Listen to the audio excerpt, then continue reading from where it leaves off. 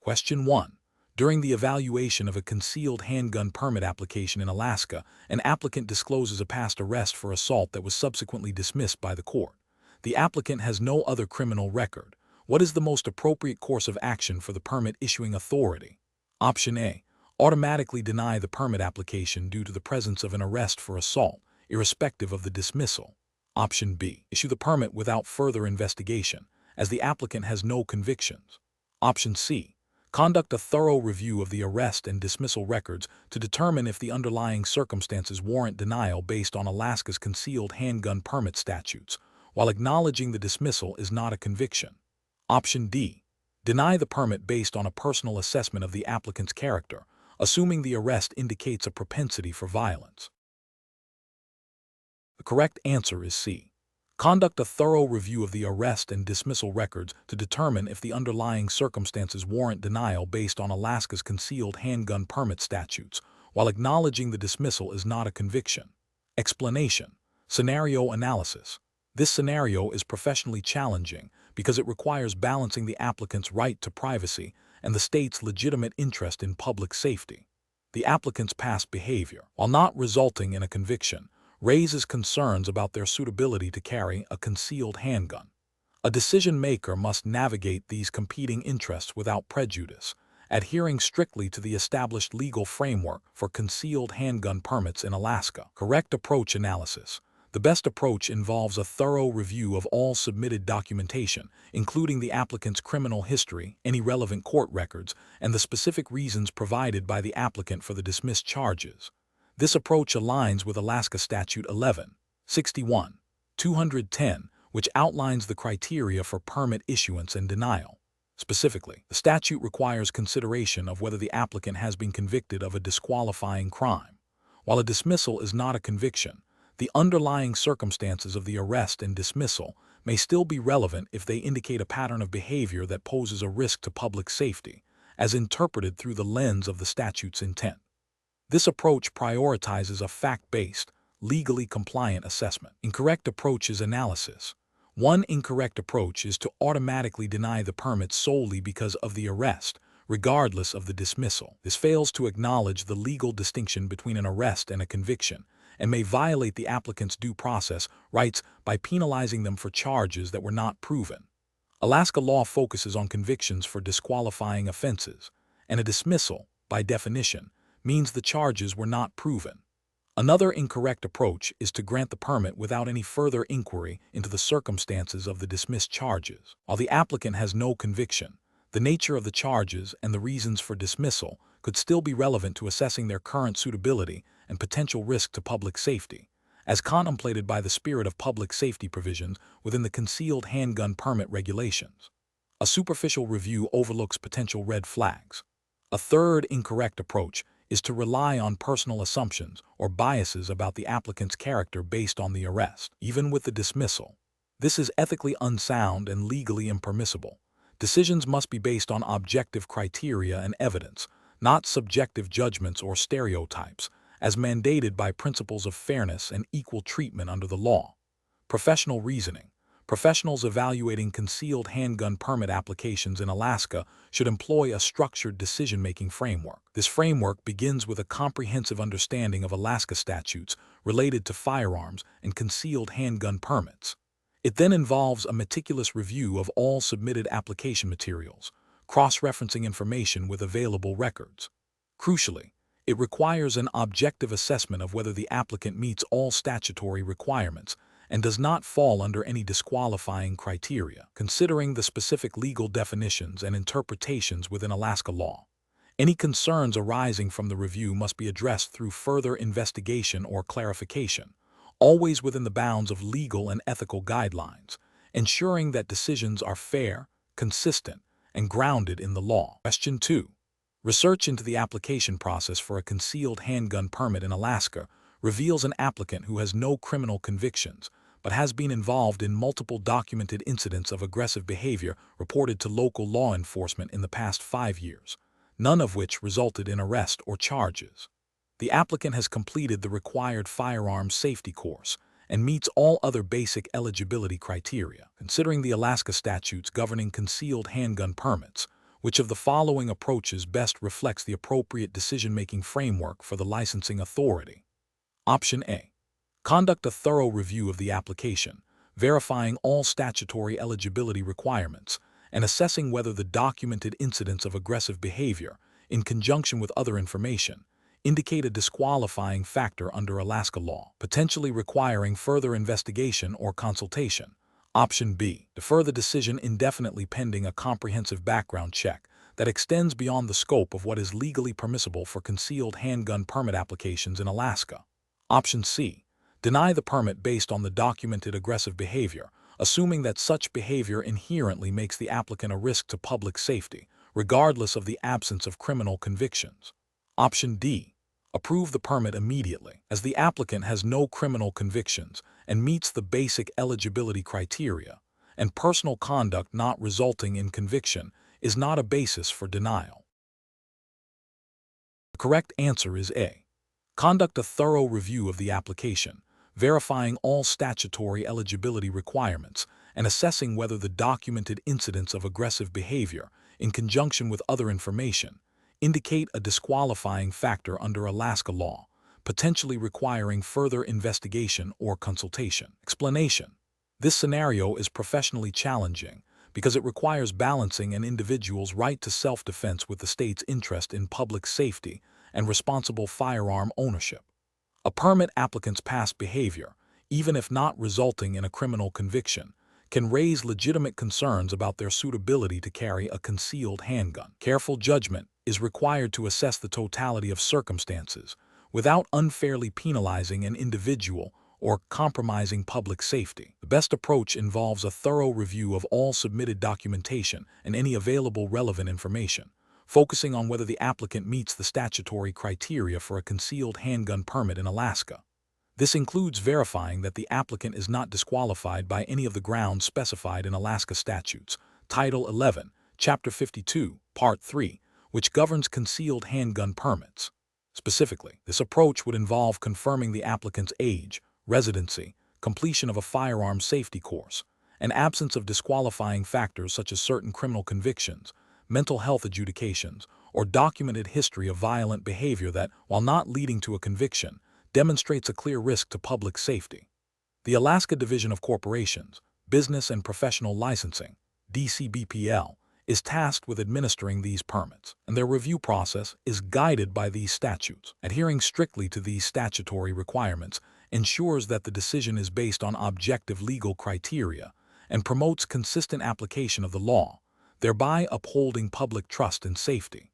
An approach that relies solely on the absence of a criminal conviction, without considering other statutory disqualifiers or relevant behavioral indicators, is insufficient. Alaska law allows for denial of a permit if the applicant has a history of certain behaviors that indicate a propensity for violence or irresponsibility, even if those behaviors did not result in a criminal conviction. For instance, a documented pattern of domestic disputes or aggressive behavior, if brought to the attention of law enforcement or relevant authorities, could be a factor in determining suitability, provided it falls within the scope of statutory disqualifications or raises concerns that warrant further investigation under the licensing authority's purview. Another incorrect approach would be to deny a permit based on personal bias or assumptions about the applicant's background that are not supported by statutory grounds for disqualification.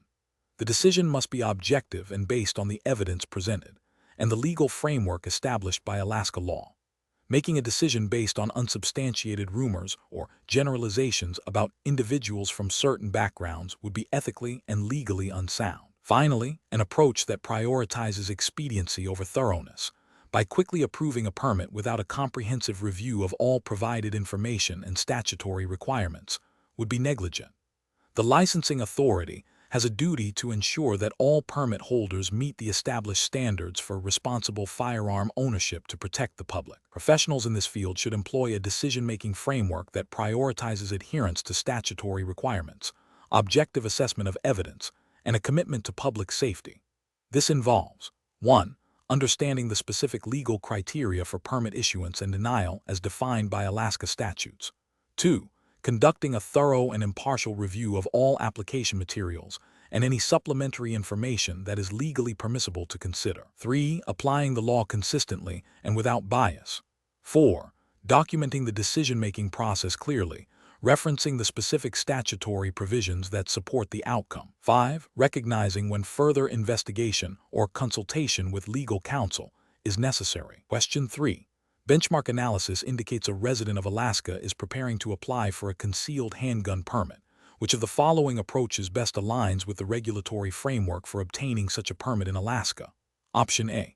Thoroughly reviewing Alaska statutes, as Chapter 11, 61, specifically as 11, 61, 210, and gathering all documentation required by the Alaska Department of Public Safety, including proof of an approved firearms safety course and accurate disclosure of any relevant personal history.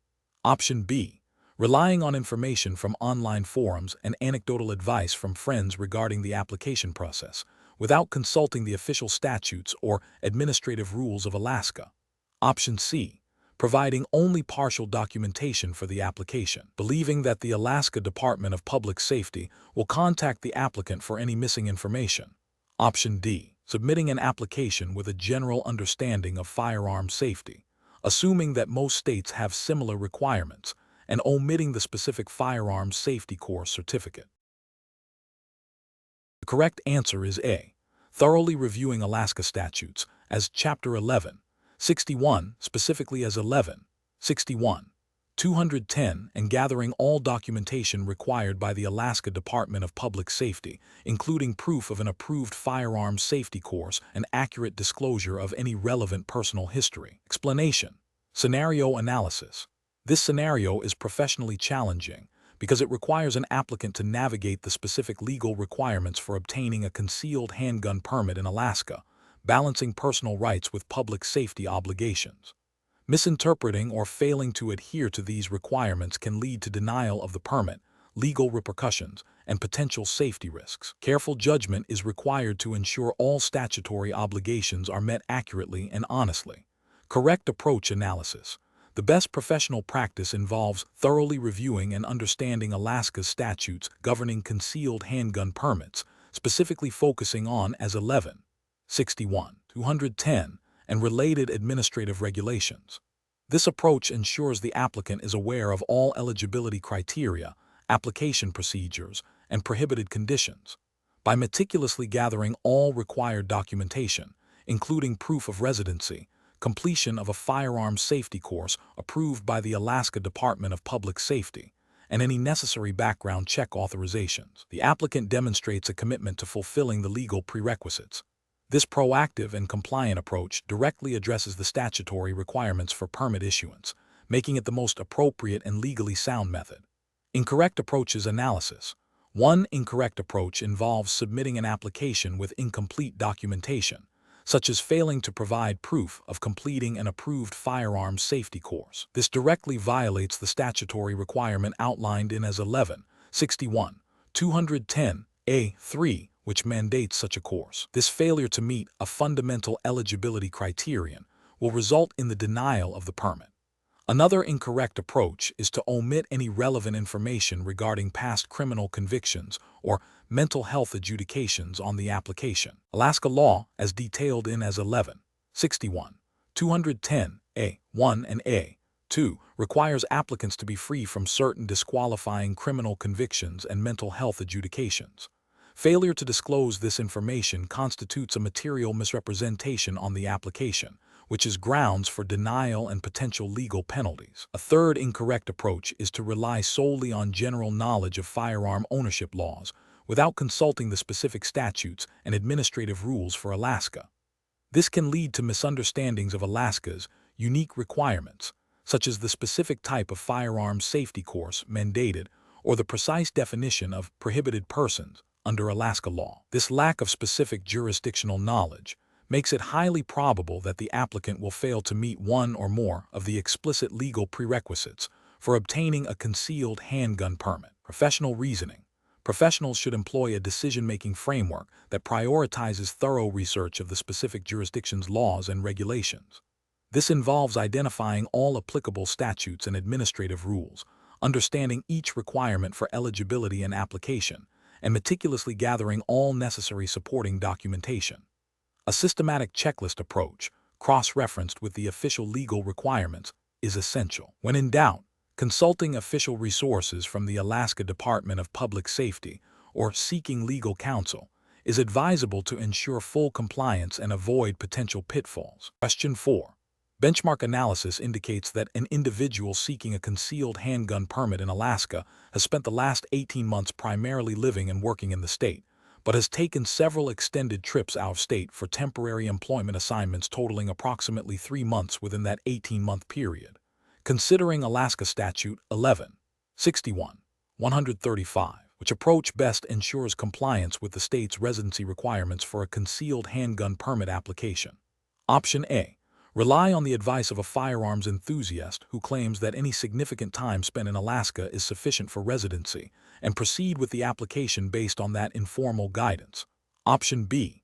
Thoroughly review Alaska Statute 11-61-135 and relevant administrative regulations to understand the legal definition of residency and how temporary out-of-state employment assignments are treated within the statutory continuous residency period, and gather documentation to support the applicant's intent to reside in Alaska. Option C. Assume that spending the majority of the last 18 months in Alaska satisfies the residency requirement, as the individual has a primary place of abode there. Option D.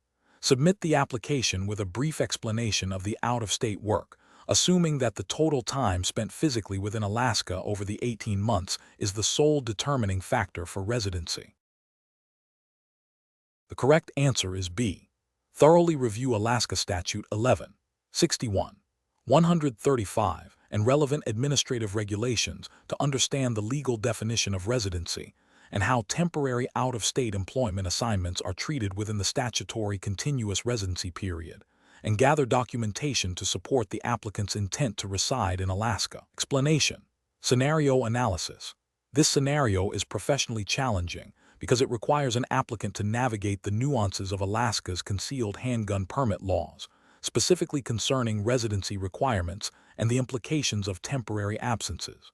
Misinterpreting these requirements can lead to permit denial, which has significant implications for an individual's right to self-defense. Careful judgment is required to ensure all statutory conditions are met. Correct approach analysis. The best professional approach involves thoroughly reviewing Alaska Statute 11-61-135 and related administrative regulations to determine the precise definition of residency for the purpose of obtaining a concealed handgun permit. This includes understanding how temporary absences, such as those for employment or education, are treated under Alaska law, and whether they interrupt the continuous residency period required. The applicant should gather documentation that unequivocally demonstrates their intent to reside in Alaska and their physical presence within the state for the statutory period, excluding any periods that might legally be considered a break in residency. This approach is correct because it directly addresses the legal requirements for obtaining the permit as stipulated by Alaska law, ensuring the application is compliant and has the highest likelihood of approval based on established legal precedent and statutory interpretation. Incorrect approach is analysis. One incorrect approach is to assume that any physical presence in Alaska, regardless of duration or intent, satisfies the residency requirement. This fails to account for the legal definition of residency, which often involves more than just physical presence, such as demonstrating intent to remain indefinitely. Alaska law, like many jurisdictions, may have specific criteria for establishing domicile that temporary stays do not meet. Another incorrect approach is to rely solely on the advice of a friend or informal online sources regarding residency requirements. This is professionally unacceptable because it bypasses the official legal framework and authoritative interpretations of Alaska's concealed handgun laws.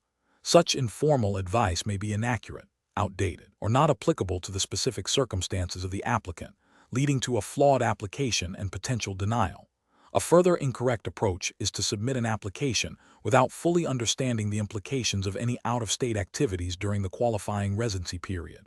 Alaska Statute 11-61-135 and associated regulations likely define what constitutes a continuous period of residency. If temporary absences are not properly accounted for, or if they legally break the continuity of residency, the application will be deficient. Professional reasoning. Professionals in this field should employ a decision-making framework that prioritizes legal compliance and accurate information. This involves 1. Identifying the specific legal requirements of the jurisdiction, Alaska statutes and administrative codes. 2. Seeking authoritative sources for interpretation, e.g., official state government websites, legal counsel specializing in firearms law. 3. Gathering all necessary documentation to substantiate claims made in the application. 4. Understanding the nuances of terms like residency and domicile as defined by the relevant statutes. 5. Avoiding reliance on informal or unverified information. Question 5. The performance metrics show a significant increase in the backlog of concealed handgun permit applications awaiting processing by the Alaska Department of Public Safety. What is the most appropriate course of action to address this situation while ensuring compliance with Alaska statutes? Option A. Conduct an immediate internal audit to identify specific procedural bottlenecks and staffing needs. Develop a targeted plan to clear the backlog within the statutory 30-day processing timeframe. Option B. Request additional funding from the state legislature to hire more staff without first analyzing current operational efficiencies. Option C. Inform applicants that processing times will be extended due to the increased volume without initiating a formal review of internal processes. Option D. Prioritize applications based on perceived urgency, potentially expediting some by reducing the thoroughness of background checks. The correct answer is A. Conduct an immediate internal audit to identify specific procedural bottlenecks and staffing needs, and develop a targeted plan to clear the backlog within the statutory 30-day processing timeframe. Explanation. The performance metrics show a concerning trend in the timely processing of concealed handgun permit applications in Alaska. This scenario is professionally challenging because it requires balancing the statutory duty to process applications within a reasonable timeframe against the imperative to ensure public safety and adhere to all legal requirements for permit issuance. A failure in either aspect can have significant legal and public safety repercussions. The best approach involves a systematic review of the application backlog, identifying bottlenecks, and implementing targeted corrective actions. This includes a thorough assessment of staffing levels, training needs, and procedural efficiencies within the Alaska Department of Public Safety responsible for permit processing. The regulatory framework in Alaska, specifically as 18.22.020, mandates that the department issue or deny a permit within 30 days of receiving a complete application. Therefore, proactively addressing the delays to meet this statutory deadline is paramount. This approach prioritizes both legal compliance and the efficient execution of public safety duties. An incorrect approach would be to simply extend the processing time without a clear plan or justification, thereby violating the 30-day statutory requirement. This demonstrates a lack of proactive problem solving and a disregard for the legal mandate. Another unacceptable approach is to expedite processing by bypassing or inadequately performing required background checks. This directly compromises public safety and violates the spirit and letter of concealed handgun permit laws, which are designed to ensure only qualified individuals receive permits. Finally, attributing the delays solely to external factors without investigating internal operational issues is a failure of professional responsibility. It avoids addressing potential inefficiencies within the department's control and hinders the implementation of effective solutions. Professionals in this situation should employ a decision-making framework that begins with data analysis to understand the scope of the problem. This should be followed by a root cause analysis to identify specific areas of inefficiency or non-compliance. Subsequently, potential solutions should be brainstormed, evaluated for feasibility and regulatory compliance, and then implemented with clear accountability and performance monitoring. Regular review and adaptation of the strategy are crucial to ensure sustained improvement and adherence to legal obligations. Question 6. System analysis indicates a resident of Anchorage, Alaska, possesses a valid Alaska concealed handgun permit. This individual is experiencing escalating tensions with a neighbor, which has recently involved verbal altercations and the neighbor making vague threats. The resident is concerned for their safety and is considering carrying their concealed handgun more frequently, even when attending local community events or visiting the public library. What is the most prudent course of action for this resident to ensure compliance with Alaska's concealed handgun laws and responsible self-defense? Option A. Assume that the valid concealed handgun permit allows carrying in any location within Alaska, as personal safety is the primary concern in this dispute. Option B. Carry the concealed handgun only in locations permitted by Alaska statutes. Remain aware of all prohibited places, and if the neighbor's threats escalate to a credible immediate danger, contact law enforcement. Option C. Confront the neighbor directly while carrying the concealed handgun to de-escalate the situation by demonstrating preparedness. Option D. Carry the concealed handgun at all times, including at community events and the public library, as the permit is valid and the neighbor's threats create a general sense of insecurity. The correct answer is B. Carry the concealed handgun only in locations permitted by Alaska statutes. Remain aware of all prohibited places, and if the neighbor's threats escalate to a credible immediate danger, contact law enforcement. Explanation. Scenario analysis. This scenario presents a professional challenge because it requires an individual to navigate the complexities of Alaska's concealed handgun permit laws while dealing with a potentially volatile situation involving a neighbor's perceived threat. The challenge lies in balancing the right to self-defense with the legal requirements and ethical considerations surrounding the carrying of a concealed handgun. Misinterpreting or misapplying the law could lead to severe legal consequences, including permit revocation or criminal charges, and could escalate the neighborly dispute. Careful judgment is required to ensure compliance with Alaska statutes and to act responsibly. Correct approach analysis. The best professional approach involves understanding and strictly adhering to Alaska's concealed handgun permit requirements. This means ensuring the permit is valid, that the individual is aware of the specific locations where carrying a concealed handgun is prohibited under Alaska law, e.g., federal buildings, schools, courthouses, and that the individual's actions are solely for lawful self-defense. If the neighbor's actions constitute a credible threat, the appropriate legal recourse, such as contacting law enforcement, should be pursued. This approach is correct because it prioritizes legal compliance and responsible conduct, aligning with the intent of Alaska statutes governing concealed handgun permits, which are issued for the purpose of lawful self-defense and require permit holders to be aware of and abide by all restrictions. Incorrect approach is analysis. One incorrect approach is to assume that having a valid concealed handgun permit automatically grants the right to carry a handgun in any location or under any circumstance, including in a private dispute where the threat may not rise to the level of immediate danger requiring lethal force. This fails to acknowledge the specific restrictions outlined in Alaska law regarding where a concealed handgun can be carried and the legal standards for the use of deadly force. Another incorrect approach is to rely on a neighbor's perceived threat as justification for carrying a concealed handgun in a prohibited location, such as a local community center or a polling place, without first verifying if such locations are exempt from carrying under Alaska statutes. This demonstrates a lack of understanding of the legal limitations placed on permit holders and could result in serious legal repercussions. A further incorrect approach is to confront the neighbor while openly displaying a concealed handgun, even if the permit is valid. While the handgun is concealed, the act of displaying it in a confrontational manner, outside of a clear and immediate threat to life or serious bodily injury, could be interpreted as brandishing or intimidation, which is illegal and undermines the responsible use of a firearm. This approach disregards the legal and ethical responsibilities associated with carrying a concealed weapon. Professional reasoning. Professionals facing such situation should employ a decision-making framework that prioritizes legal knowledge, situational assessment, and responsible action. This involves 1. Thoroughly understanding the specific laws and regulations of Alaska regarding concealed handgun permits, including restrictions on carrying locations and the legal definition of self-defense. 2.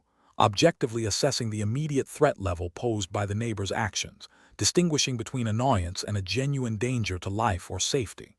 3. If a threat is credible and immediate, considering legal and safe options such as contacting law enforcement. 4. If choosing to carry a concealed handgun, ensuring strict adherence to all permit requirements and prohibitions on carrying locations. 5. Avoiding any actions that could be construed as aggressive, intimidating, or illegal. Question 7.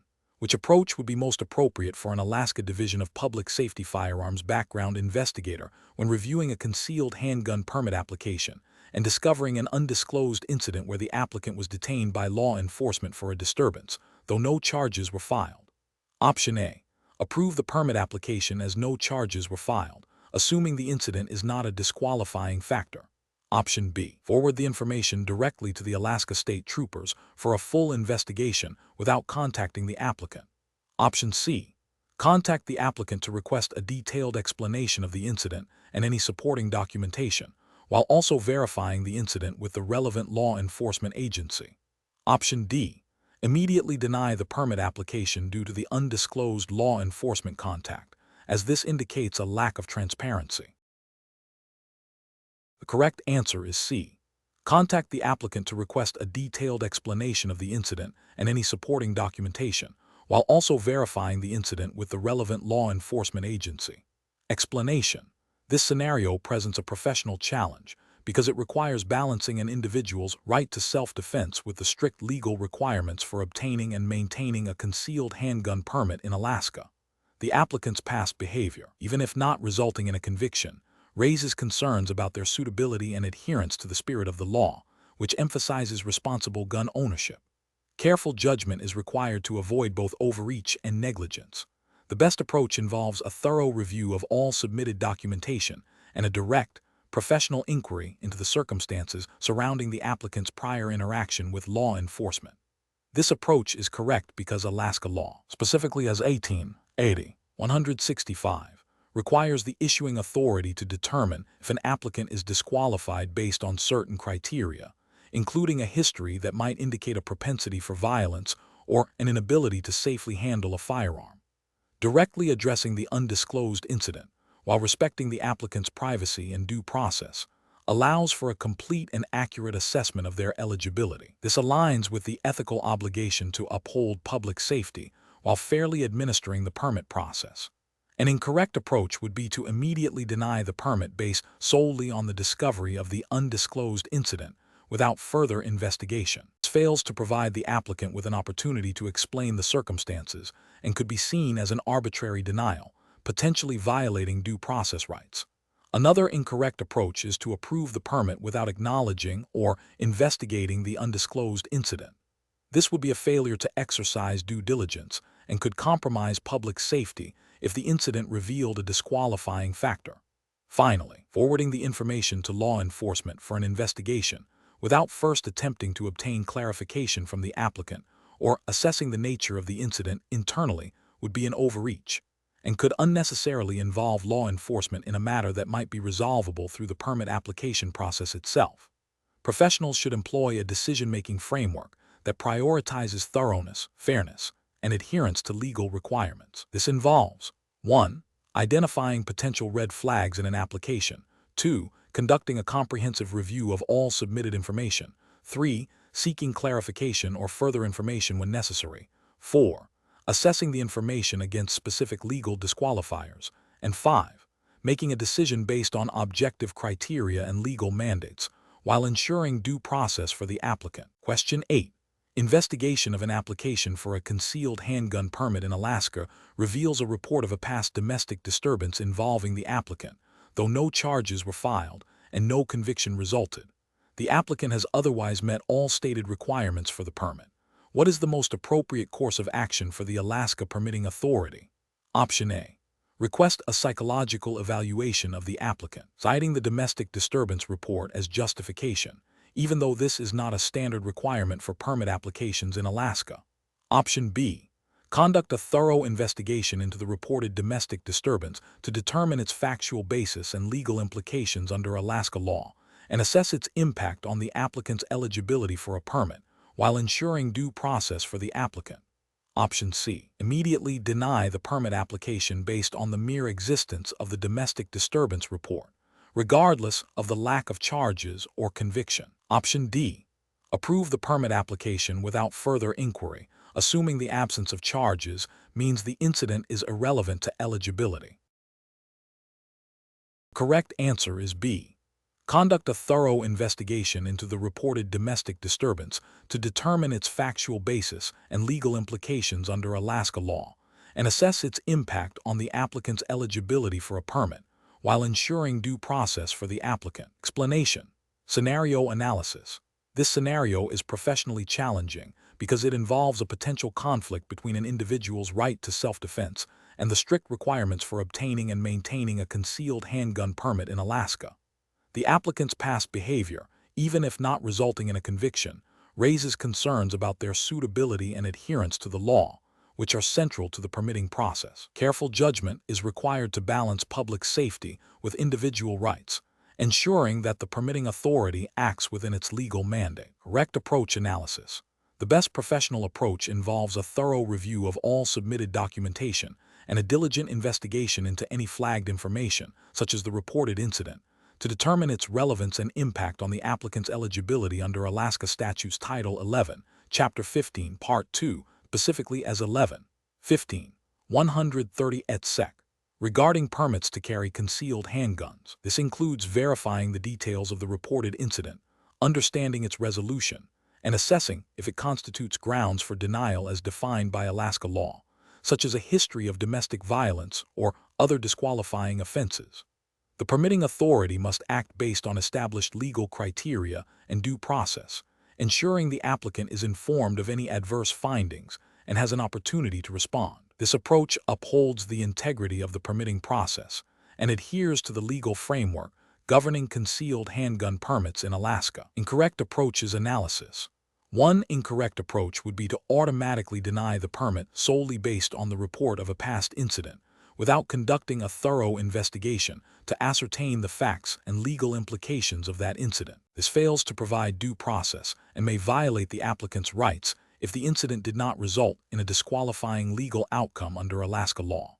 Another incorrect approach would be to approve the permit without acknowledging or investigating the reported incident, effectively ignoring potentially relevant information that could impact the applicant's suitability. This would be a failure of due diligence and could compromise public safety, as the permitting authority has a responsibility to assess all information pertinent to the applicant's eligibility. A further incorrect approach would be to request additional information from the applicant that is not legally permissible or relevant to the criteria for obtaining a concealed handgun permit in Alaska, thereby overstepping the authority's mandate and potentially harassing the applicant. Professional reasoning. Professionals in this situation must employ a structured decision-making process. First, they must clearly understand the specific legal requirements and disqualifying factors outlined in Alaska statutes for concealed handgun permits. Second, they must gather all relevant information, including the applicant's submission and any flagged concerns, ensuring the information is accurate and verifiable. Third, they must objectively assess this information against the legal criteria, giving the applicant an opportunity to address any adverse findings. Finally, they must document their decision-making process thoroughly, ensuring it is based on legal grounds and due process. Question 9. Assessment of a licensed firearm instructor in Alaska who is providing concealed handgun permit training. An applicant mentions during the initial consultation that they had a past conviction for possession of a controlled substance several years ago. The instructor is aware that Alaska law has specific prohibitions regarding firearm possession for individuals with certain criminal histories. What is the most appropriate and legally compliant course of action for the instructor? Option A. Inform the applicant about Alaska's laws regarding firearm possession for individuals with felony convictions, specifically mentioning that a controlled substance conviction may be a disqualifying factor, and advise them to consult legal counsel or the appropriate authorities to confirm their eligibility before proceeding with training. Option B. Immediately refuse to provide training to the applicant, stating that any past conviction automatically disqualifies them from obtaining a concealed handgun permit in Alaska. Option C. Proceed with the concealed handgun permit training as scheduled, assuming the applicant's past conviction will not be an impediment to obtaining a permit. Option D.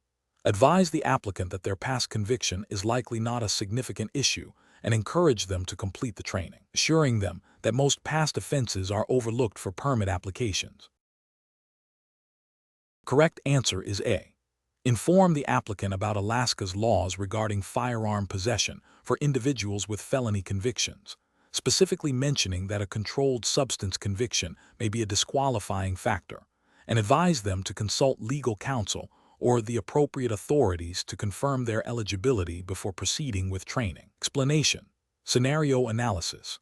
This scenario presents a professional challenge for a licensed firearm instructor in Alaska because it involves a potential conflict between a client's stated intent and the legal requirements for obtaining a concealed handgun permit. The instructor must navigate the ethical obligation to provide accurate training while also adhering to the strict legal framework governing firearm permits in Alaska. Misinterpreting or overlooking the legal nuances could lead to serious consequences for both the instructor and the applicant. Correct approach analysis.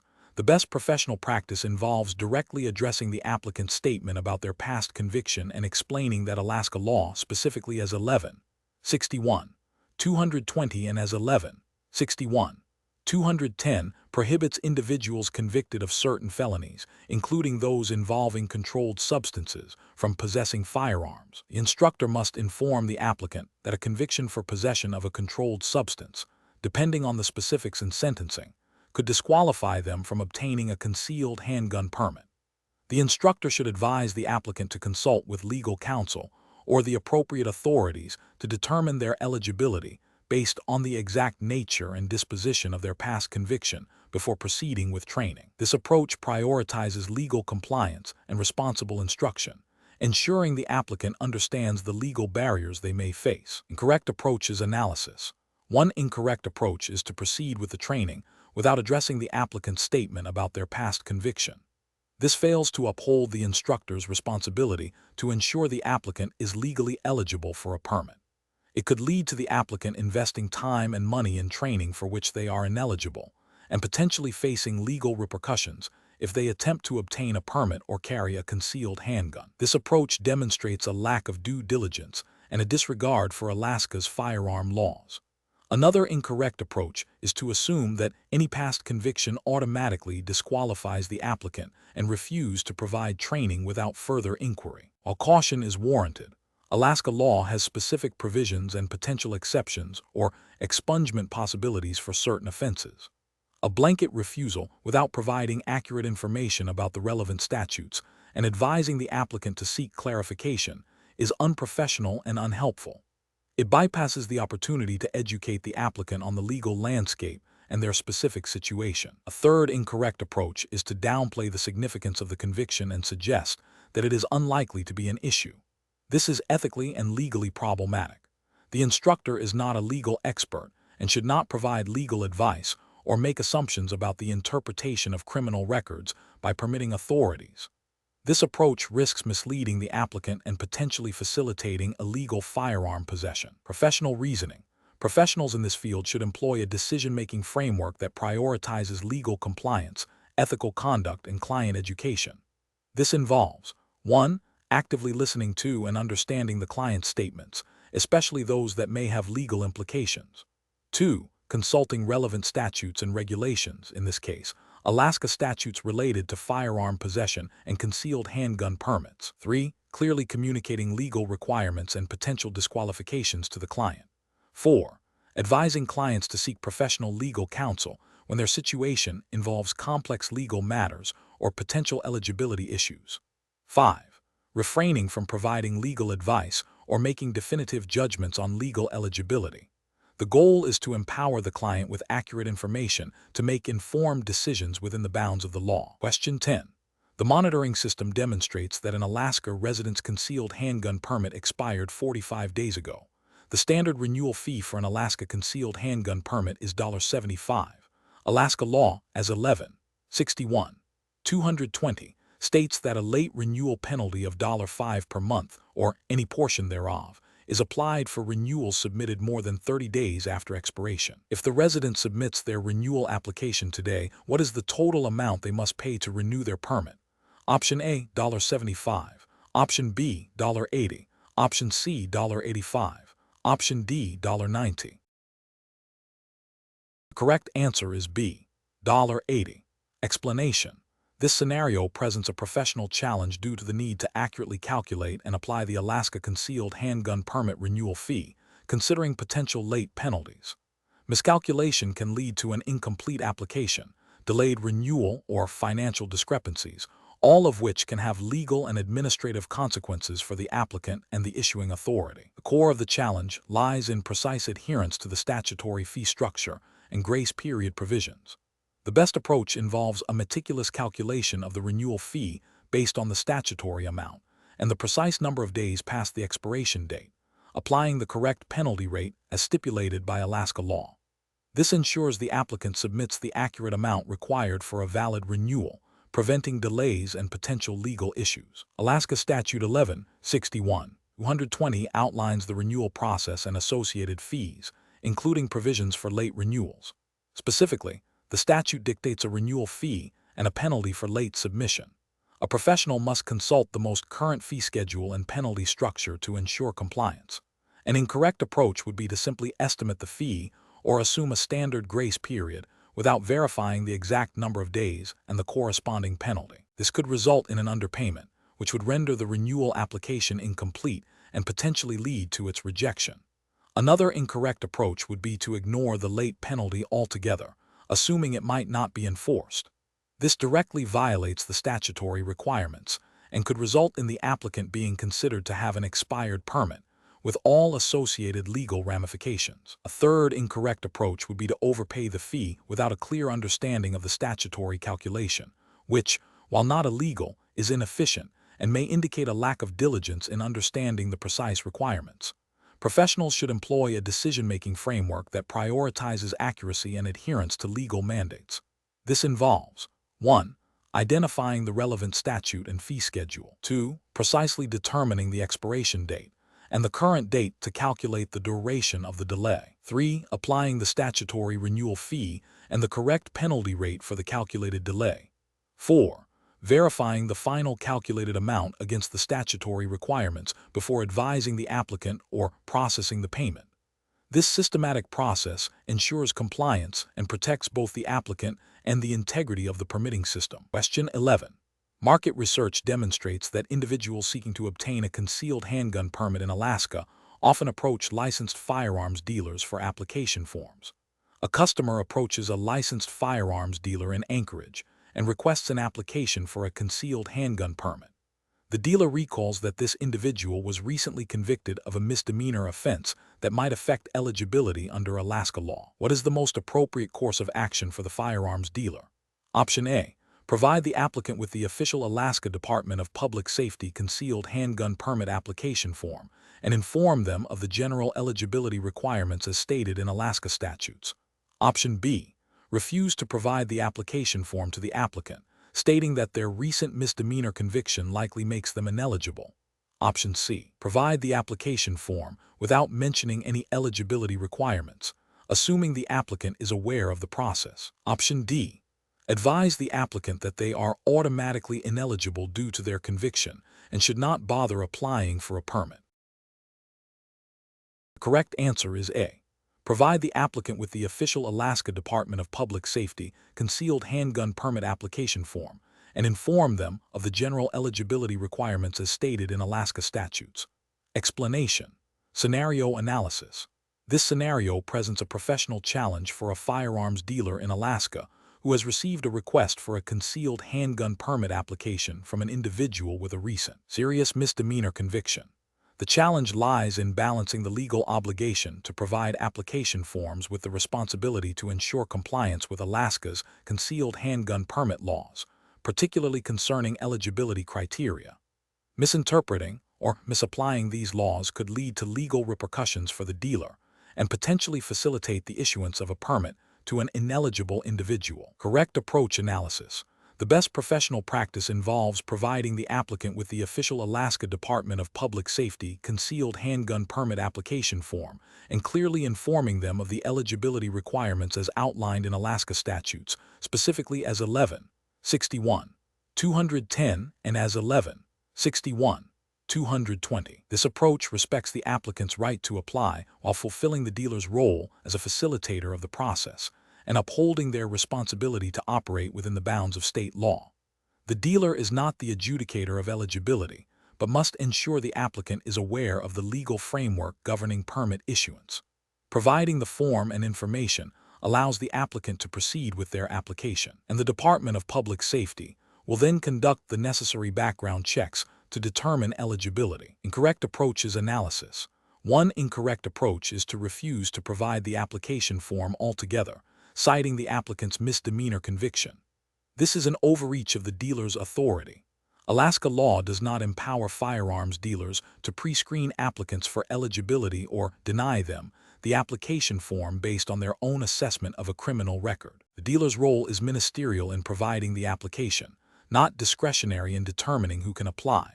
Another incorrect approach is to provide the application form without any accompanying information about eligibility requirements.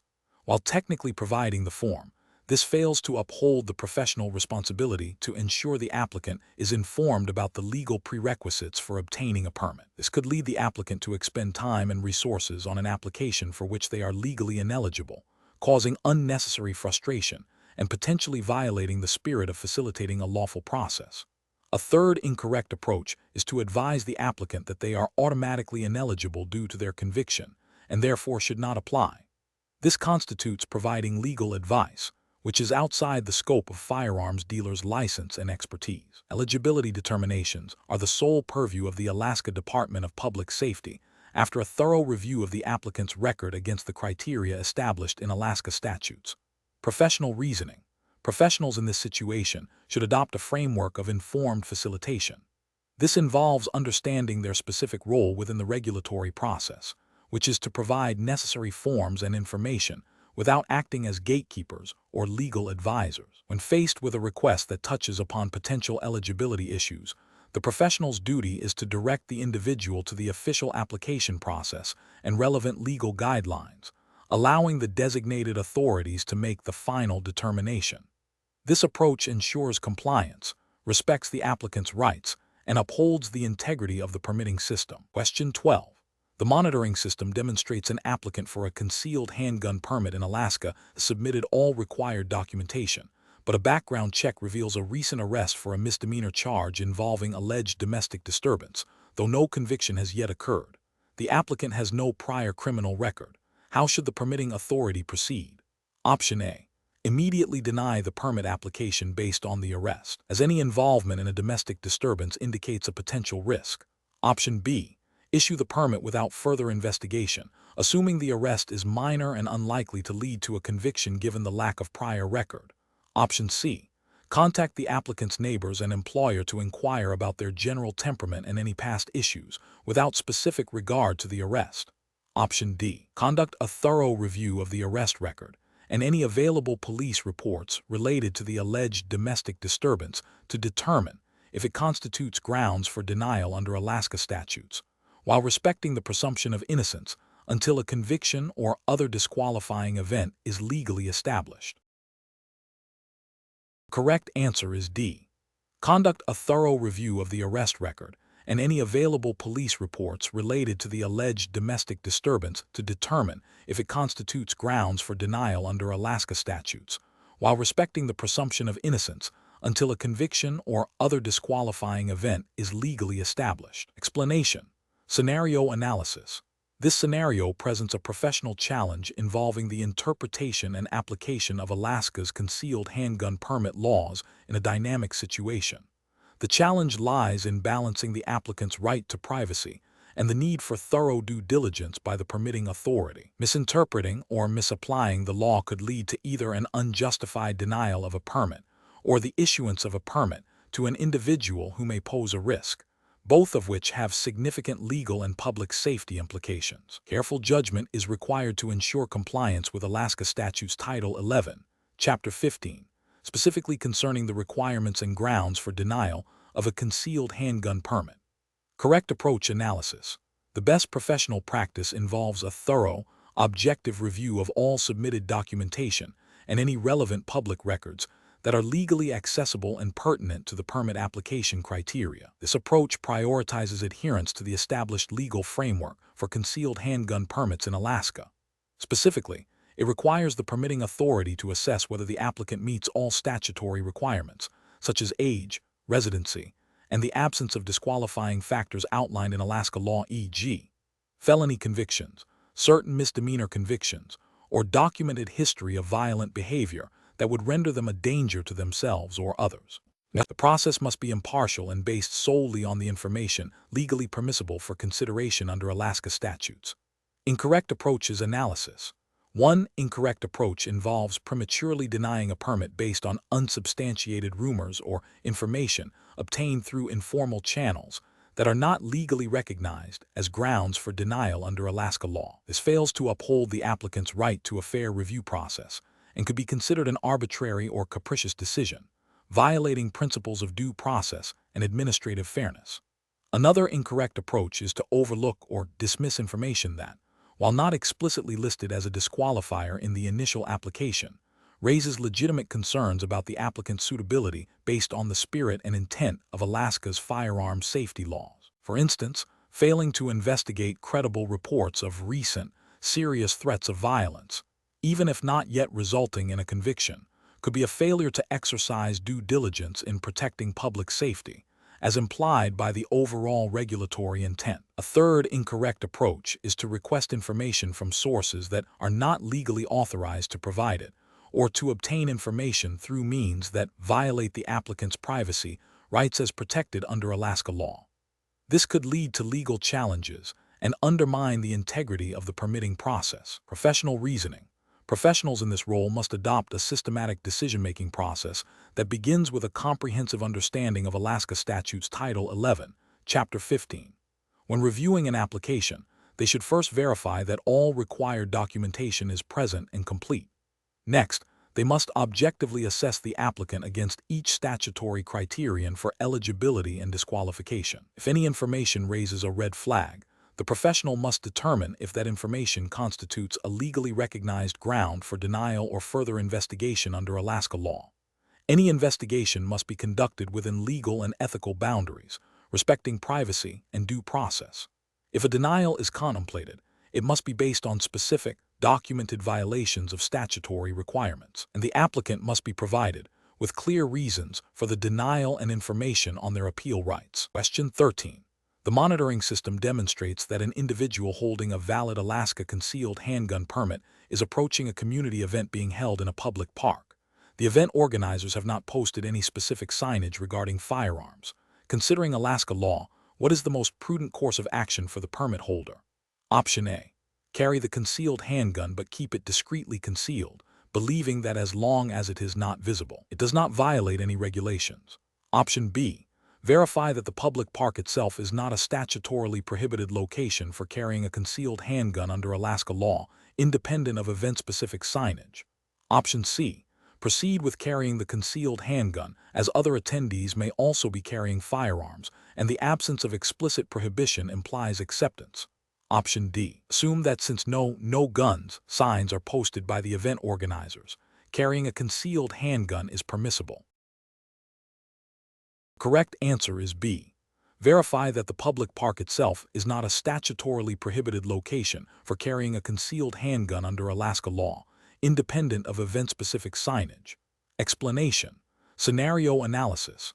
This scenario presents a professional challenge involving the interpretation and application of Alaska's concealed handgun permit laws in a dynamic public setting. The challenge lies in balancing an individual's right to carry a concealed handgun with the responsibility to adhere to specific location restrictions, particularly in areas where firearms may be prohibited or cause concern. Careful judgment is required to avoid both legal violations and potential public safety issues. Correct approach analysis. The best professional practice involves a thorough understanding of Alaska Statute 11-61-220, which outlines the permissible locations for carrying a concealed handgun. This approach requires the individual to proactively identify and confirm that the venue is not a prohibited location under state law before entering. This involves consulting official state resources or signage. This approach is correct because it prioritizes legal compliance and responsible firearm ownership by ensuring the individual is aware of and respects the boundaries set by Alaska law, thereby preventing potential legal repercussions and contributing to public safety. Incorrect approach is analysis. One incorrect approach involves assuming that because a location is not explicitly posted with no gun signs, it is permissible to carry a concealed handgun. This is a regulatory failure because Alaska law specifies certain locations where firearms are prohibited regardless of signage, such as courthouses or correctional facilities. Relying solely on the absence of signage ignores the broader statutory prohibitions. Another incorrect approach is to rely on hearsay or the actions of others who may be carrying firearms. This is an ethical and regulatory failure because it outsources legal responsibility to potentially misinformed individuals. The permit holder is individually responsible for understanding and complying with Alaska's concealed handgun laws. A further incorrect approach is to proceed with carrying a concealed handgun into a venue based on a vague understanding of the law, without verifying specific restrictions. This demonstrates a lack of due diligence and a disregard for the precise requirements of Alaska Statute 11-61-220, potentially leading to an unintentional violation. Professional reasoning. Professionals in this situation should employ a decision-making framework that prioritizes proactive legal research and verification. This involves consulting official Alaska statutes and relevant administrative codes, seeking clarification from law enforcement or legal counsel if necessary, and always erring on the side of caution when in doubt about location restrictions. The ultimate goal is to ensure responsible and lawful firearm possession. Question 14. The audit findings indicate that a recent application for a concealed handgun permit in Alaska was reviewed by the permitting authority. The applicant provided all the requested documentation, and initial background checks did not reveal any immediate disqualifying factors. However, the reviewing officer expressed a personal feeling that the applicant might not be a responsible gun owner, based on a brief, informal interaction during the application submission. The officer is considering delaying the final decision to conduct further, non-statutorily mandated inquiries into the applicant's personal life. What is the most appropriate course of action for the permitting authority in Alaska? Option A. Issue the concealed handgun permit as the applicant meets all statutory requirements and no disqualifying factors have been identified through the mandated legal process. Option B. Approve the permit without completing all legally required background checks, prioritizing a swift resolution. Option C. Deny the permit based on the reviewing officer's subjective feeling about the applicant's potential for responsibility, without any specific legal grounds for denial. Option D. Delay the decision indefinitely and conduct extensive, non-statutorily mandated investigations into the applicant's personal life to further assess their suitability. The correct answer is A. Issue the concealed handgun permit as the applicant meets all statutory requirements and no disqualifying factors have been identified through the mandated legal process. Explanation. Scenario analysis. This scenario presents a professional challenge involving the interpretation and application of Alaska's concealed handgun permit laws in a dynamic situation. The challenge lies in balancing the applicant's right to apply with the responsible discharge of duties by the permitting authority, ensuring compliance with all legal requirements and public safety considerations without undue delay or arbitrary denial. Careful judgment is required to distinguish between legitimate concerns and grounds for denial, adhering strictly to the established legal framework. Correct approach analysis. The best professional practice involves a thorough, objective review of the applicant's submission against the specific criteria outlined in Alaska Statute Title 11, Chapter 16, Part 10, which governs concealed handgun permits. This includes verifying all required documentation, conducting the mandated background checks, and assessing any disqualifying factors as defined by law. If the application meets all statutory requirements, it must be approved. This approach is correct because it directly adheres to the legal mandate of Alaska's concealed handgun permit system, which is to issue permits to individuals who meet the objective, statutory qualifications and are not disqualified by law. It upholds due process and prevents arbitrary denials. Incorrect approach is analysis.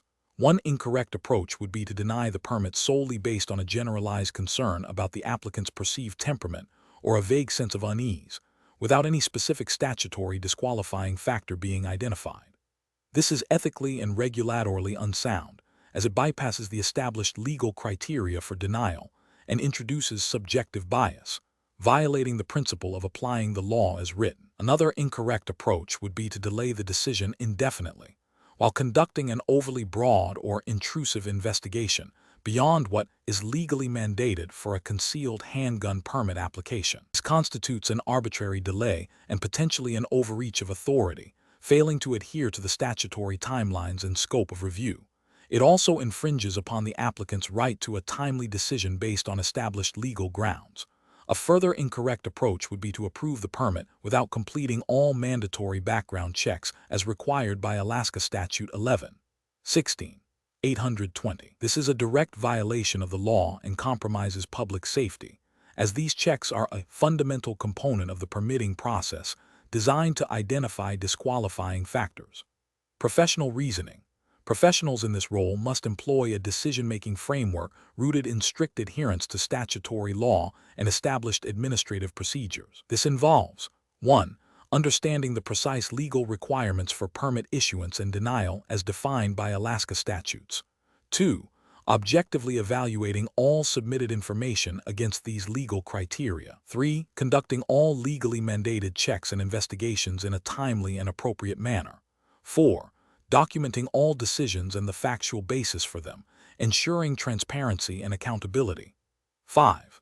Recognizing the limits of their discretion and avoiding subjective judgments or biases not supported by law. Question 15.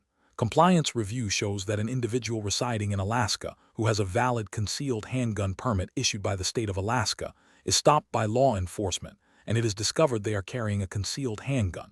The individual states they are in the process of renewing their expired permit and believe they were still legally permitted to carry. Based on Alaska law, what is the most appropriate assessment of this situation? Option A. The individual is not in violation of Alaska law because their need for self-defense in Alaska justifies carrying a concealed handgun, even if their permit is temporarily invalid. Option B. The individual is not in violation of Alaska law because they possess a concealed handgun permit from Alaska and are in the process of renewing it, which implies continued authorization. Option C. The individual is in violation of Alaska law because a concealed handgun permit must be currently valid, and an expired permit, even if in the renewal process, does not grant the legal right to carry a concealed handgun. Option D. The individual is not in violation of Alaska law because they have a valid concealed handgun permit from Alaska, and the location where they were stopped is not explicitly listed as a prohibited area. The correct answer is C. The individual is in violation of Alaska law because a concealed handgun permit must be currently valid, and an expired permit, even if in the renewal process, does not grant the legal right to carry a concealed handgun. Explanation. Scenario analysis. This scenario is professionally challenging because it requires an individual to navigate the nuances of Alaska's concealed handgun permit laws while also considering the ethical implications of their actions. The core challenge lies in accurately interpreting and applying the law to a specific situation, particularly when personal circumstances might create a perceived need for immediate action that could conflict with legal requirements. Careful judgment is required to ensure compliance with the law and to uphold the principles of responsible firearm ownership. Correct approach analysis. The best professional practice involves a thorough understanding and strict adherence to Alaska Statute 11-61-210, which outlines the requirements for carrying a concealed handgun. This approach prioritizes legal compliance by ensuring the individual possesses a valid concealed handgun permit issued by the state of Alaska, and that they are not in a prohibited location as defined by law. This is correct because the law is explicit about who may carry a concealed handgun and under what conditions. Possessing a valid permit and avoiding prohibited areas are the fundamental legal prerequisites. Incorrect approaches analysis. One incorrect approach involves carrying a concealed handgun without a valid Alaska permit, relying on the belief that a permit from another state is sufficient or that the need for self-defense overrides the permit requirement. This is a regulatory failure because Alaska law specifically requires an Alaska-issued permit for concealed carry within the state, unless specific reciprocity agreements are in place and met, which is not implied here. The perceived need for self-defense, while understandable, does not grant an exemption from statutory requirements. Another incorrect approach is to carry a concealed handgun in a location explicitly prohibited by Alaska Statute 11-61-220, such as a school or a federal facility, even with a valid permit. This is a regulatory failure because the law clearly delineates prohibited locations for carrying firearms, regardless of permit status. The permit grants the privilege to carry concealed, but it does not negate the restrictions on where that privilege can be exercised. A third incorrect approach is to assume that a temporary lapse in permit validity, such as an expired permit that is in the process of renewal, still allows for concealed carry. This is a regulatory failure because the law requires a currently valid permit.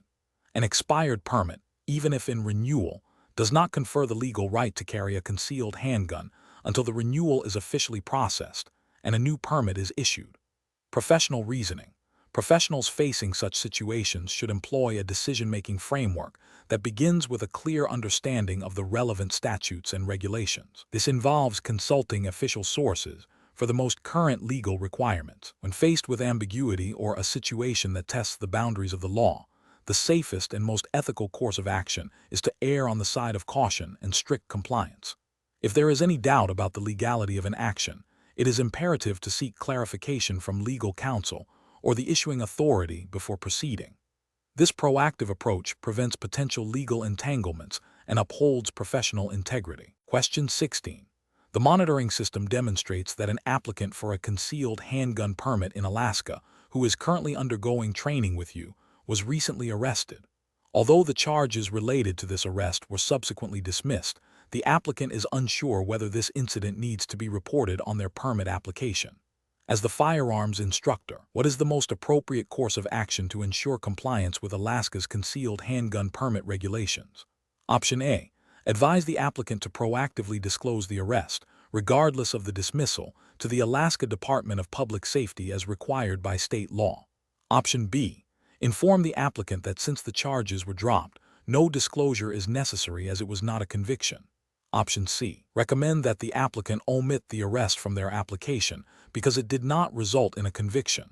Option D. Suggest the applicant wait to see if the Department of Public Safety discovers the arrest during the background check process. The correct answer is A. Advise the applicant to proactively disclose the arrest, regardless of the dismissal, to the Alaska Department of Public Safety as required by state law. Explanation. Scenario analysis. This scenario is professionally challenging because it involves a potential conflict between a citizen's right to carry a concealed handgun and the legal requirements for maintaining that privilege. The applicant's recent arrest, even if charges were dropped, triggers specific reporting obligations and potential disqualifications under Alaska law. A firearms instructor must exercise careful judgment to ensure compliance with the Alaska statutes governing concealed handgun permits without infringing on an individual's rights or misinterpreting the law. Correct approach analysis. The best professional practice involves advising the applicant to proactively disclose the arrest to the Alaska Department of Public Safety. Alaska Statute 11-61-220 A.1 requires an applicant for a concealed handgun permit to provide information regarding any arrest, even if the charges were dismissed or the individual was acquitted. This proactive disclosure ensures transparency and allows the department to make an informed decision based on the full legal record, preventing potential future issues for the applicant if the arrest later surfaces during a background check. This approach upholds the integrity of the permitting process and the applicant's responsibility to provide accurate information. Incorrect approach is analysis. Advising the applicant that since the charges were dropped, no disclosure is necessary is a regulatory failure. Alaska Statute 11-61-220 A.1 does not differentiate based on the outcome of the charges. The arrest itself must be reported. This approach could lead to the applicant providing incomplete information, potentially resulting in permit denial or revocation. Suggesting the applicant wait to see if the department discovers the arrest during the background check is also a regulatory failure and ethically questionable. This approach relies on passive compliance rather than active adherence to the law. It places the burden of discovery on the state and could be interpreted as an attempt to circumvent disclosure requirements, potentially leading to penalties for the applicant. Telling the applicant to simply omit the arrest from their application because it was not a conviction is a direct violation of Alaska Statute 11-61-220 A.1. This approach misinterprets the law by equating arrest with conviction for disclosure purposes. It is a significant ethical and legal breach that undermines the permitting process and could have severe consequences for the applicant. Professional reasoning. Professionals in this field must adopt a proactive and transparent approach to legal compliance. When faced with situations involving potential legal entanglements, the decision-making framework should prioritize adherence to the specific statutes of the jurisdiction. This involves understanding the nuances of reporting requirements, such as the distinction between an arrest and a conviction, and advising clients to err on the side of full disclosure when in doubt. The goal is to ensure the applicant meets all legal obligations while protecting their rights, fostering trust and integrity in the process. Question 17. What factors determine if an individual who has temporarily worked outside of Alaska for several months but maintains a permanent home and all primary personal ties within the state meets the bona fide residency requirement for a concealed handgun permit in Alaska? Option A. The applicant's ability to provide documentation demonstrating their permanent home, voter registration, Alaska driver's license, and tax filings, all indicating Alaska as their primary domicile, despite temporary out-of-state work. Option B. The applicant's intention to return to Alaska at some point in the future, without providing concrete evidence of maintaining a primary residence or other significant ties to the state during their absence. Option C. The applicant's possession of a valid out-of-state driver's license and evidence of temporary employment in Alaska, suggesting a transient status rather than a permanent residency. Option D. The applicant's physical presence in Alaska for a continuous period of at least 6 months immediately preceding the application, regardless of their intent to remain or other ties. The correct answer is A. The applicant's ability to provide documentation demonstrating their permanent home, voter registration, Alaska driver's license, and tax filings, all indicating Alaska as their primary domicile, despite temporary out-of-state work. Explanation. Scenario analysis.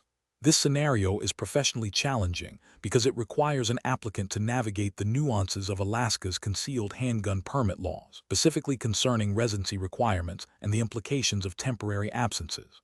Misinterpreting these requirements can lead to a denial of the permit, potentially impacting an individual's ability to legally carry a concealed handgun for self-defense. Careful judgment is required to accurately assess one's residency status in accordance with Alaska statutes. Correct approach analysis. The best professional approach involves a thorough review of Alaska Statute 1161-210, which defines the residency requirements for a concealed handgun permit. This statute emphasizes that an applicant must be a bona fide resident of Alaska. Bona fide residency is generally established by demonstrating a clear intent to remain in the state indefinitely, supported by evidence such as maintaining a permanent home, registering to vote, obtaining an Alaska driver's license or state identification card, paying Alaska income taxes, and owning property in Alaska. An applicant must be able to present documentation that unequivocally proves they meet these criteria, even if they have had temporary absences for work or other legitimate reasons, as long as their primary domicile remains in Alaska. This approach directly addresses the core legal requirement for obtaining the permit. Incorrect approaches analysis. One incorrect approach would be to assume that any period of physical presence in Alaska, regardless of intent or supporting documentation, establishes residency. This fails to recognize the legal definition of bona fide residency, which requires more than mere physical presence. It necessitates a demonstrated intent to make Alaska one's permanent home. Relying solely on a short duration of stay without other indicia of residency would likely result in a denial.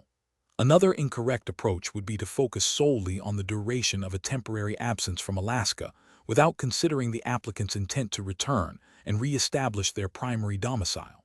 Alaska law does not automatically disqualify an applicant for temporary absences, but the applicant must be able to demonstrate that their permanent home and primary allegiance remain with Alaska. Overemphasizing the absence without this context is a misinterpretation of the residency rules. A further incorrect approach would be to rely on general assumptions about residency requirements that might apply in other states, without consulting the specific statutes of Alaska. Each state has its own definition and evidentiary standards for residency. Applying rules from another jurisdiction would be a direct violation of the requirement to adhere to Alaska's specific legal framework. Professional reasoning. Professionals should approach this by first identifying the specific statutory definition of residency for the permit in question, Alaska Statute 1161-210. Then, they must gather all available evidence that supports the applicant's claim of bona fide residency, focusing on factors that demonstrate intent to remain in Alaska indefinitely. This includes official documentation and a clear explanation of any circumstances that might appear to contradict residency, such as temporary absences. The decision-making process should be guided by a strict adherence to the letter and spirit of the relevant Alaska statutes. Question 18. The monitoring system demonstrates that an applicant for a concealed handgun permit in Alaska has a history of domestic disputes, though none resulted in a conviction or formal charge. The applicant states they are seeking the permit for personal protection and has completed the required training. As a firearms permit instructor, what is the most appropriate course of action? Option A. Immediately deny the permit application due to the applicant's history of domestic disputes, as this indicates a potential risk to public safety. Option B. Refuse to process the application and inform the applicant that their history, even without conviction, makes them unsuitable for a concealed handgun permit. Option C. Proceed with the permit application process, verifying all statutory requirements are met and documenting the applicant's background information as per Alaska Statute 11-15-150. Option D. Advise the applicant that they must first seek legal counsel to have their past behavior officially expunged or cleared before reapplying for the permit. The correct answer is C. Proceed with the permit application process, verifying all statutory requirements are met and documenting the applicant's background information as per Alaska Statute 11-15-150. Explanation. Scenario analysis. This scenario is professionally challenging because it involves a potential conflict between an individual's right to self-defense and the legal requirements for carrying a concealed handgun in Alaska. The applicant's past behavior, even if not resulting in a conviction, raises concerns about their suitability to carry a firearm. A firearms permit instructor must navigate the applicant's stated intent with the strict legal framework governing concealed handgun permits in Alaska, ensuring public safety without unfairly penalizing an individual based on unsubstantiated allegations. The instructor's responsibility is to uphold the law and the integrity of the permitting process. Correct approach analysis. The best professional practice involves a thorough review of the applicant's background, specifically looking for any disqualifying factors as defined by Alaska law, and then making a determination based solely on those legal criteria. This approach directly addresses the requirements of Alaska Statutes Title 11, Chapter 15, Article 3, which outlines the conditions for obtaining a concealed handgun permit. Instructor must verify that the applicant meets all statutory requirements, including the absence of disqualifying convictions or adjudications. If the applicant's past behavior, as described, does not legally disqualify them under Alaska Statute 11-15-150, then proceeding with the permit process based on their current legal standing is the correct course of action. This upholds the principle of due process and adherence to the letter of the law. Incorrect approach is analysis. Proceeding with the permit application without further investigation into the applicant's past behavior, despite the instructor's knowledge of potential issues, is professionally unacceptable. This approach fails to exercise due diligence and could inadvertently allow a potentially unsuitable individual to obtain a permit, thereby compromising public safety and violating the spirit of Alaska's concealed handgun laws. Denying the permit application solely based on the instructor's personal unease or the unsubstantiated allegations, without a legal basis for disqualification under Alaska Statute 11-15-150, is also professionally unacceptable. This approach constitutes an arbitrary denial of a legal right and fails to adhere to the established legal criteria for permit issuance. It bypasses the statutory requirements and introduces personal bias into the decision-making process. Recommending that the applicant seek legal counsel to clear their name before reapplying, even if no legal disqualification exists, is professionally inappropriate. While legal advice can be beneficial, the instructor's role is to assess eligibility based on current law. Suggesting this implies a deficiency that may not legally exist, potentially creating an unnecessary barrier for the applicant and overstepping the instructor's defined responsibilities. Professional reasoning. Professionals in this role must adopt a decision-making framework rooted in legal compliance and ethical responsibility. This involves 1. Understanding the specific statutory requirements of Alaska's concealed handgun permit laws. 2. Conducting a diligent and objective background check, focusing on legally defined disqualifying factors. 3. Making a determination based solely on the evidence and the law, free from personal bias or speculation. 4. Documenting all findings and the rationale for the decision. If there is ambiguity regarding legal disqualification, consulting relevant legal interpretations or supervisors is advisable, rather than making assumptions or imposing personal judgments. Question 19. Process analysis reveals that an applicant for an Alaska concealed handgun permit has a prior misdemeanor conviction for simple assault that was expunged 5 years ago. The applicant believes that since the conviction is expunged, they do not need to mention it on their permit application. What is the most appropriate course of action for the applicant regarding this prior conviction? Option A. The applicant should disclose the expunged conviction on the application and provide any supporting documentation explaining the circumstances and the expungement. Option B. The applicant should not disclose the expunged conviction, as it is no longer a matter of public record and therefore irrelevant to the permit application. Option C. The applicant should disclose the expunged conviction but downplay the severity of the offense and its circumstances. Option D. The applicant should rely on the advice of their firearms instructor to determine if the expunged conviction needs to be disclosed. Correct answer is A. The applicant should disclose the expunged conviction on the application and provide any supporting documentation explaining the circumstances and the expungement. Explanation. Scenario analysis.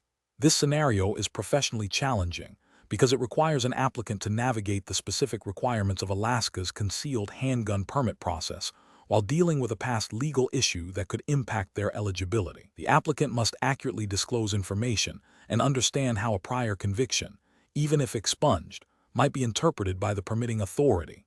Careful judgment is required to ensure full compliance with Alaska statutes and avoid misrepresentation. Correct approach analysis. The best professional practice involves the applicant proactively and truthfully disclosing the expunged conviction on their application, along with any supporting documentation explaining the circumstances and the expungement. Alaska Statute 11-61-220A1 requires an applicant to provide information regarding any criminal convictions. While expungement generally removes the conviction from public record for many purposes, the permitting authority under as 11-61-220A1 may still consider the underlying facts of the conviction when assessing an applicant's suitability to carry a concealed handgun. Full disclosure, even of an expunged matter, demonstrates honesty and allows the Alaska Department of Public Safety to make a fully informed decision based on all relevant information, adhering to the spirit of the law which prioritizes public safety. Incorrect approaches analysis. Failing to disclose the expunged conviction, believing it is no longer relevant due to expungement, is a significant regulatory failure. Alaska Statute 11-61-220A1 mandates disclosure of criminal convictions. While the conviction may be expunged, the application process for a concealed handgun permit is a specific context where the underlying facts of past criminal behavior can be a factor in determining eligibility. Omitting this information constitutes a misrepresentation on the application, which can lead to denial and potential penalties. Disclosing the expunged conviction but misrepresenting the nature of the offense or the circumstances surrounding it is also a regulatory failure. The application requires truthful and accurate information. Any attempt to downplay or distort the facts of the original conviction, even if expunged, undermines the integrity of the application process and violates the requirement for complete honesty. Seeking advice from a non-legal professional, such as a firearms instructor, regarding the legal implications of an expunged conviction for a concealed handgun permit application is an ethical and regulatory misstep. While instructors can provide valuable information on firearm safety and handling, they are not qualified to provide legal advice concerning eligibility requirements under Alaska law. Relying on such advice could lead to an incomplete or inaccurate application, potentially resulting in denial or other adverse consequences. Professional reasoning. Professionals in this situation should always prioritize honesty and full disclosure when interacting with regulatory bodies. The decision-making framework should involve 1. Understanding the specific requirements of the relevant jurisdiction's laws, in this case, Alaska statutes related to concealed handgun permits. 2. Consulting official application materials and guidance from the permitting authority. 3. Seeking qualified legal counsel if there is any ambiguity regarding past legal issues and their impact on eligibility. 4. Being prepared to provide complete and accurate information, even if it pertains to matters that have been legally sealed or expunged, as the permitting authority may have specific provisions for considering such history. Question 20. Governance review demonstrates that an applicant for an Alaska concealed handgun permit must provide documentation of their financial standing. The applicant's primary employment yielded a gross salary of $45,000 for the last calendar year. They also received $2,500 in taxable unemployment benefits and $1,500 in dividends from stock investments. The Alaska statutes define income for this purpose as gross wages, salaries, and any other taxable compensation received. If the application fee is a flat rate of $75, and the applicant's total reported income is used to determine eligibility for any potential fee waivers, though none are applicable in this scenario, what is the applicant's total reportable income for the Alaska concealed handgun permit application? Option A, $46,500. Option B, $47,500. Option C, $45,000. Option D, $49,000. The correct answer is D, $49,000. Explanation: scenario analysis. This scenario is professionally challenging because it requires the applicant to accurately calculate and report financial information under a specific regulatory framework, the Alaska Concealed Handgun Permit Statutes.